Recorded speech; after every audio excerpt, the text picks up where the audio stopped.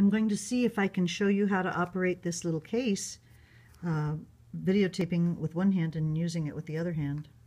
So you open it up and the keyboard is right there and your iPad mini is right there, and you tuck the little flap down there.